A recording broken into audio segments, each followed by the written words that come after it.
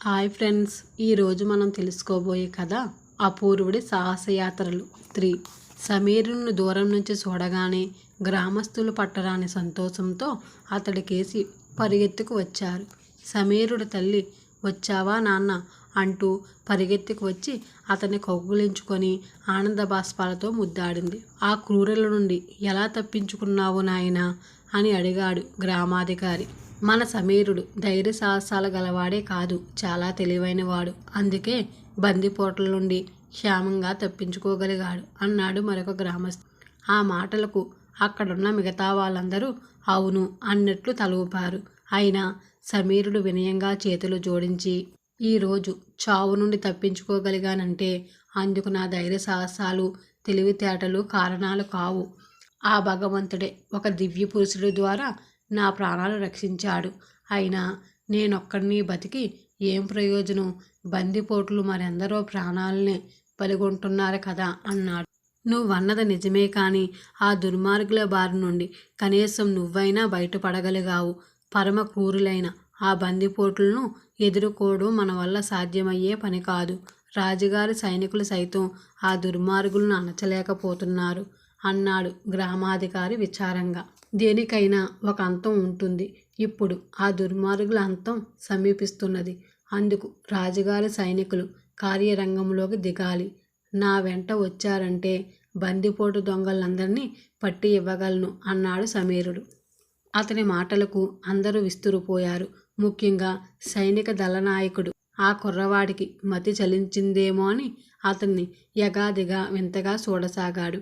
అయినా గ్రామాధికారి సమీర్ను గురించి బాగా ఎరిగినవాడు కనుక ఆయన ఆప్యాయంగా దగ్గరికి పిలిచి, ఇప్పుడు దొంగలు ఎక్కడ ఉన్నారో నీకు తెలుసా? ఒకవేళ నువ్వు మమ్మల్ని అక్కడికి వెంట పెట్టుకొని వెళ్ళినా ఈలోగా వాళ్ళందరూ మరొక చోటకి పారిపోగలరు కదా అన్నాడు. ఒకవేళ బందిపోటులు అక్కడే ఉన్నా స్వల్ప సంఖ్యలో ఉన్న మా సైనికులు అసంఖ్యాకులైన ఆ దుష్టులని ఎలా బంధించగలరు అన్నాడు దళిత నాయకుడు అనుమానంగా. ఆ బందిపోటు దొంగలందరూ ఒక గుహాముఖంలో స్పృహ తప్పి పడి ఉన్నారు. మనం వెళ్ళే వరకు స్పృహ రాదు అన్నాడు సమీరుడు. అలాగా అన్న దళనాయకుడి ముఖంలో కొత్త వెలుగు కనిపించింది. సైనికులను తన వెంట రమ్మని ఆజ్ఞాపించి అతడు సమీరుడి వెంట అడవికేసి బయలుదేరాడు. బాబు సమీరా, రాత్రంతా ఆకలితో అలమటించి ఉంటావు. మళ్ళీ ఎప్పుడొస్తావో ఏమో. ఇంత తిని వెళ్ళి నాయనా అన్నది సమీరుడి తల్లి. అనుకున్న పని పూర్తి చేసుకొని వచ్చాక తృప్తిగా తింటాను. ఆలస్యం చేస్తే వచ్చిన అవకాశం కాస్త చేజారిపోవచ్చు అని చెప్పి సమీరుడి తల్లి వద్ద సెలవు తీసుకున్నాడు. సమీరుడి వెంట దళనాయకుడు, అతని వెంట ఆయుధాలు ధరించిన సైనికులు, వాళ్ళ వెనకాల బాణకర్రలు కత్తులు పట్టుకొని దృఢకాయులైన గ్రామస్తులు కొందరితో కలిసి గ్రామాధికారి అడవికేసి బయలుదేరారు.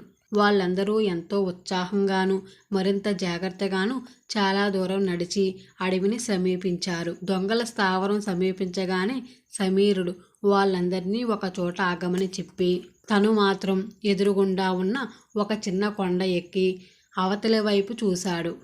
దొంగలందరూ ఇంకా నిద్రపోతూనే ఉన్నారు. సమీరుడు చిన్నగా నవ్వి దళనాయకుణ్ణి గ్రామాధికారిని కొండపైకి రమ్మని సైగ చేశాడు. వాళ్ళందరితో పాటు మిగతా వాళ్ళు కూడా ఉత్సాహంగా ఆ చిన్న కొండ ఎక్కి గుహలున్న అవతల వైపు దిగారు. దళనాయకుడి ఆజ్ఞానుసారము సైనికులు అక్కడ చెట్లకు అల్లుకుని ఉన్న బలమైన తీగలను కత్తులతో తెంచి వాటితో నిద్రపోతున్న దొంగలందరి చేతులను వెనక్కి బంధించారు. మొత్తు వదిలి మొట్టమొదట కొళ్ళు తెరిచిన భైరవమల్లు ఎదురుగా నిలబడిన దళనాయకుడిని చూడగానే అడిలిపోయాడు. దుర్మార్గుడా, ఈ క్షణమే నీ ఆటల కట్టు. లేచి మర్యాదగా నా వెంట నడిచిరా. తప్పించుకోవాలని చూసావో ముళ్ళు రాయి రప్ప అని చూడకుండా బరబరా లాక్కుపోగలం. కాళ్ళు చేతులు ఊడిపోయినా రాజుకు నీ తలను అప్పగించగలం. జాగ్రత్త అని హెచ్చరించాడు దళనాయకుడు. ఒక్క నిమిషం చుట్టుపక్కల కలయి చూసిన భైరవమల్లు జరిగిన సంగతిని గ్రహించి వెంటనే చేతులకు కట్టిన తీగలను తెంచుకోవడానికి నోటితో కొరకబోయాడు. ఆ క్షణమే దళనాయకుడు పిడికిలి బిగించి వాడి నోటి మీద గుద్ది ఇంకొక దెబ్బతో నీ పొల్లన్నీ రాలిపోతాయి. పిచ్చి పిచ్చి వేషాలు వేశావో నిన్ను నీ తోటి దొంగలను ఇక్కడే హతమార్చగలను. ప్రాణాలపై ఆశ ఉంటే నేను చెప్పినట్లు లేచి నడువు అన్నాడు. దళనాయకుడి దృఢమైన కంఠస్వరం కొండల్లో మారుమోగింది. ఆలోగా బైరూమల్లు ముఠాలోని దొంగలు ఒక్కొక్కరు మేలుకొని తమకు దాపరించిన దుస్థితిని గ్రహించారు. సైనికులు కొరడాలు జలిపించడంతో దొంగలందరూ లేచి నిలబడి బెదిరి చూపులు చూస్తూ ముందుకు నడిచారు. వాళ్లకు ముందు వెనక ఆయుధాలు ధరించిన సైనికులు నడుస్తున్నారు. దళనాయకుడు, సమీరుడు, గ్రామాధికారి అందరికన్నా ముందు నడవసాగారు. వాళ్ళందరూ సమీరుడు గ్రామం చేరేసరికి చుట్టుపక్కల గ్రామాల నుంచి అక్కడ గుమిగూడిన వందలాది మంది ప్రజలు దొంగలను విచిత్రంగా చూడసాగారు. దొంగల తలను వంచుకొని నిలబడ్డారు. దొంగల పూర్వం పెట్టిన బాధలు తలుచుకొని కొందరు కొట్టబోయారు. సమీరుడు అడ్డుపడి, ఆగండి, దొంగలు పట్టుబడ్డారు కదా, రాజుగారు వాళ్లకు తగిన శిక్ష విధించగలరు, మీరు ఓర్పు ఊహించండి అన్నాడు. గ్రామస్తులందరూ సమీరుడికి జై అంటూ అతని భుజాలపైకి ఎక్కించుకొని ఉత్సాహంగా గంతులు వేశారు. గ్రామాధికారి సమీరుడికి, దళనాయకుడికి, సైనికులందరికీ విందు ఏర్పాటు చేశాడు. భోజనాలయ్యాక ఒక చెట్టు నీడలో నిలబడిన సమీరుడికి ఎవరో మెల్లగా వీలవేయడం వినిపించింది. సమీరుడు ఆ దిక్కుకేసి తిరిగి చూశాడు.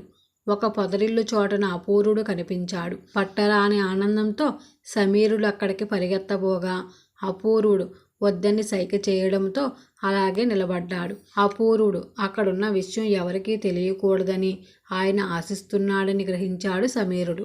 ఎవ్వరికీ అనుమానం కలగకుండా మెల్లగా పొదరింటిని సమీపించి, అపూర్వుడు, మిమ్మల్ని చూడడం నాకెంతో ఆనందంగా ఉన్నదన్నాడు. బందిపోటు దొంగలను బంధించడానికి నువ్వు చూపిన నేర్పు నాకు చాలా ఆనందం కలిగించింది. అయినా ఎంత దుర్మార్గులైనప్పటికీ దొంగలు కూడా మనుషులే కదా, వాళ్లకు ఆకలి దప్పుకులుంటాయి, వాళ్లకు తిండి పెట్టమని గ్రామాధికారికి చెప్పు అన్నాడు అపూర్వుడు.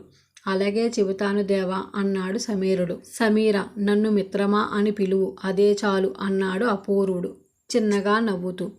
దళనాయకుడు బంధించి రాజధానికి తీసుకువచ్చిన బందిపోట్లందరికీ రాజు మరణశిక్ష విధించాడు. దొంగల కాళ్ళు చేతులు ఇనుప సంకెళ్ళు బిగించి కారాగారంలో బంధించారు. మరణశిక్ష అమలు జరిగే వరకు ప్రాణాలు పోకుండా దొంగలకు కొద్ది తిండి పెడుతున్నారు. కారాగారంలో ఉన్న దొంగలు దిగువులుగా ఒక చోట తలలు వంచుకొని కూర్చున్నారు. అప్పుడు ఒక దొంగ, భైరవ, నీ కారణంగానే మాకీ గతి పట్టింది అన్నాడు కోపంగా. ఏమిటి, నన్ను పేరు పెట్టి పిలవడానికి నీకెన్ని గుండెలు? నేను మీ నాయకుడిని నిన్నటి వరకు పిలిచి పిలవగానే దొర అంటూ నా కాళ్ళ మీద పడిన సంగతి మర్చిపోయావా అన్నాడు బైరవమల్లు ఆవేశంగా. నీ వల్ల మనందరి ప్రాణాలు పోతున్నాయన్న విషయం తప్ప నాకిప్పుడేదీ గుర్తులేదు. ఇంకా మేము నిన్నెందుకు గౌరవించాలి అని ఆ దొంగ ఎదురు తిరిగాడు. నోర్ముయ్, నోరు తెరిచావో ప్రాణాలు తీస్తాను అన్నాడు బైరవమల్లు. నీకా కష్టం వద్దు, ఆ పని రాజుగారి భటులే చేస్తారు, మా ప్రాణాలే కాదు నీ ప్రాణాలు తీస్తారు అన్నాడు దొంగ. బైరవమల్లు పట్టరాని ఆగ్రహంతో పళ్ళు పటపటా కొరికాడు. ఒకడు ఎదురు తిరిగితే మిగతా దొంగలందరూ మౌనంగా ఉండిపోయారు. అంటే వాళ్ళు ఆ మాటల్ని ఆమోదించినట్టే కదా. మీకు మరణం నుండి తప్పించుకోవాలనున్నదా అన్న మొదటి కంఠస్వరం ఒక మూల నుండి వినిపించింది. దొంగలందరూ ఆ కంఠం వినిపించిన దిక్కుకేసి తిరిగి చూశారు. చీకటిగా ఉన్న ఆ మూలకేసి చూస్తూ బైరవమల్లు, ఎవరా మాటలన్నది అని అడిగాడు. మీరు పట్టుబడడానికి కారణమైన వాణ్ణి అన్నది కంఠస్వరం. మేము పట్టుబడడానికి కారణమైన వాడివైతే మరి ఇప్పుడెందుకు మమ్మల్ని కాపాడాలనుకుంటున్నావు అని అడిగాడు బైరవమల్లు. నేరస్తులు మరణించడం నాకిష్టం లేదు. తప్పు చేసిన వాళ్ళలో మార్పు వస్తే చూసి ఆనందిస్తాను. పాపభూయిష్టమైన బతుకులను సాగిస్తూ ఎదుటివారికి దుఃఖం కలిగిస్తూ మిమ్మల్ని మీరే నశపరుచుకుంటున్నారు. అటువంటి జీవితం నిరర్థకం కాబట్టి మిమ్మల్ని రాజుగారి సైనికులకు పట్టించాను.